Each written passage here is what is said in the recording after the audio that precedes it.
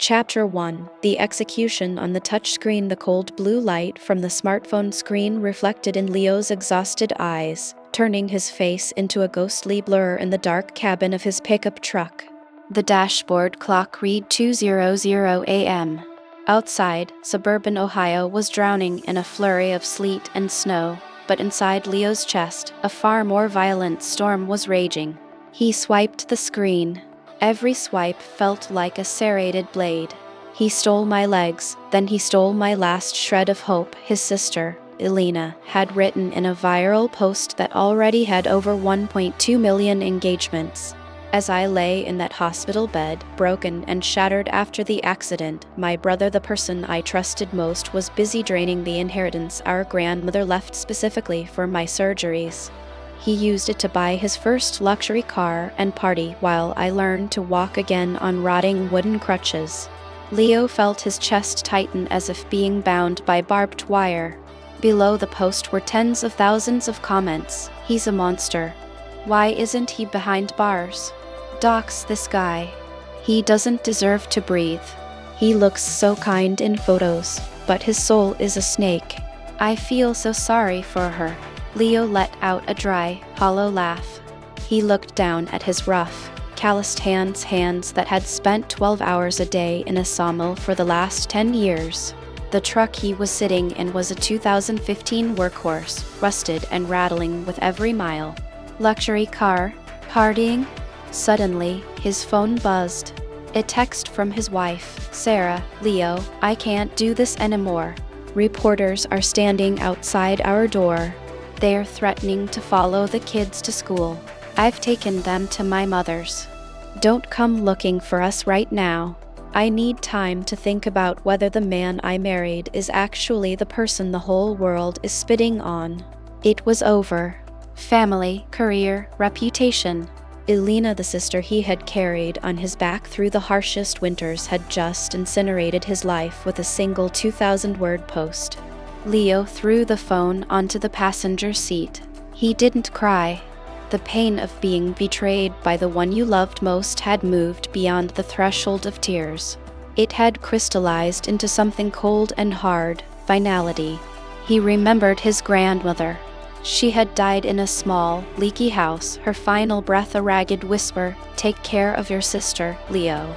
She's suffered so much." That phrase had been Leo's prison for 2 decades. He skipped meals so she could have milk. He dropped out of college so she could afford specialist physical therapy. He endured the cold silence of their father, who had walked out years ago, claiming he couldn't live in a morgue of grievances. But tonight, a thought flashed through Leo's mind like lightning in the dark. Why were all the bank documents Elena posted blurry photocopies? Why would their grandmother, who never had enough money for a decent coat, have a massive inheritance tucked away only for Elena? Leo cranked the engine. The sound roared in the silence. He didn't head home. He turned the truck toward the old part of town, where their childhood home stood, silent as a tomb, holding secrets his mother had taken to her grave. "You want to play the victim, Elena?" Leo whispered, his eyes glowing with a cold, predatory light. "Then let me show you what happens when the real victim wakes up. I'm going to turn your script into your death warrant." Chapter 2: The Ghosts in the Basement. Leo stood before the rotting wooden door of the old house. The smell of time, damp wood, and abandonment hit him instantly. This was where it all began, and he hoped it was where it would end. He headed straight for the basement. The flashlight from his phone swept across thick layers of dust and cobwebs. In the corner, under a tarp, sat his mother's old iron trunk. She had passed away 2 years ago, carrying the secrets of their poverty with her. Leo used a small crowbar, prying with every ounce of strength. Snap! The metal lock broke with a sharp crack. There was no gold inside. Only paper. Mountains of it. Leo began to dig. He found Elena's medical records from 20 years ago. He read every line, and then his breath hitched. The x-rays, the trauma reports, every single one listed the patient's name as Leo Harrison. "No, that can't be right," Leo muttered. He looked down at the long scar on his thigh, a scar he was always told came from falling out of a tree as a child, an accident so clumsy it drove his father to leave in frustration. But the records said otherwise. It was a high-speed car accident, and the passengers were him and his father. Deep at the bottom of the trunk, he found a stack of handwritten letters that had never been mailed. They were from his father, sent from another state. To my wife, I have been sending money every month for Leo's treatment. I hope my son can walk again. Why do you keep telling me Alina was the one injured? Why won't you let me see my son? The truth emerged like a nightmare. His mother had swapped their identities as victims. She turned Leo into the healthy sinner to work him like a slave and turned Alina into the pitiful victim to milk money from a grieving father and local charities. Even worse, Alina knew. In a small diary from when she was 15, she wrote, "Leo brought home money again today. He's so stupid for believing his scars are from a tree. As long as I stay in this wheelchair, I get everything without lifting a finger." Chapter 3: The Manipulator and the Bloody Memoir. The launch day for Alina's memoir took place at a luxury hotel downtown. Camera flashes strobed incessantly. Alina sat there in a silver-plated wheelchair, wearing a white dress as pure as a fallen angel. "I didn't write this book for revenge," Alina said, her voice trembling with calculated drama. "I wrote it to give strength to other victims of family abuse. My brother took everything, but he could never take my soul." The room erupted in applause. People were sobbing. In the back row, Leo stood hidden under a low-slung baseball cap. He watched his sister, a world-class actress, performing the greatest lie of her life. Leo took out his phone and sent an anonymous file to every reporter in the room via airdrop and the event's internal media list. The subject line read, "The real medical records of the heavenly angel." A reporter from the Times checked her phone, her eyes widening. She looked at the screen, then at Alina, then back at the digital X-ray, the one clearly showing Leo Harrison's name on the injuries Alina was claiming as her own. A murmur began to spread like wildfire. Alina realized something was wrong. Her face began to pale, the foundation unable to hide the creeping terror beneath her skin. Chapter 4: The Unmasking. What's happening?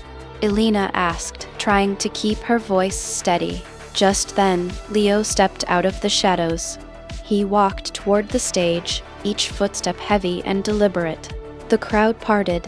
What are you doing here?" Alina stammered, her hands gripping the armrests of her wheelchair. Leo didn't say a word. He grabbed the microphone from the podium. "Alina, you said I stole your surgery money? You said your legs are useless because of my selfishness." Leo looked directly into the lenses of the cameras. "These are the original records from Ohio Central Hospital, 2006. The person with the shattered femur and spinal trauma was me. The person who endured 5 surgeries without proper anesthesia because our mother sold the pills for cash was me. And this," he held up Alina's diary, "is your confession about faking your paralysis for 15 years to defraud our father and this entire community. You're crazy. You forged that." Alina screamed. "Is that so?" Leo smiled coldly. "If you're paralyzed, why did the security cameras at Gold's Gym in the suburbs record a girl who looks exactly like you squatting 110 pounds at 11:00 p.m. every Monday? Did you think a wig and a mask were enough?" The room exploded. In a moment of pure, unadulterated panic, Alina stood up. She literally jumped out of the wheelchair to grab the diary from Leo's hand. Total silence fell instantly. Alina was standing on the very legs she claimed were useless. She stood there, tall and strong, as hundreds of cameras captured the greatest fraud of the decade crumbling in real time. Chapter 5: Justice in the Aftermath. The fallout was swifter and more brutal than anyone imagined. Alina's book was pulled from shelves within hours. Charities began filing lawsuits for fraud. The state police opened an investigation into the forged inheritance and 2 decades of racketeering. Sarah, Leo's wife, came home that night. She wept as she read his father's letters and understood the sheer scale of the pain her husband had carried alone. But for Leo, peace didn't come from an apology. He sat on the porch of the old house, burning the last pages of Alina's diary. He felt no hatred, only a profound sense of lightness. Elena was sentenced to 5 years in prison for grand larceny and fraud. On the day of her sentencing, she still looked at him with pure venom. She didn't regret hurting him. She only regretted getting caught.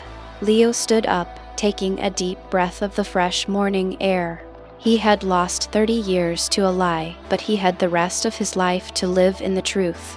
Final lesson: a lie can run a sprint, but the truth wins the marathon. Never let your sacrifice become a footstool for the wicked, even if they share your blood.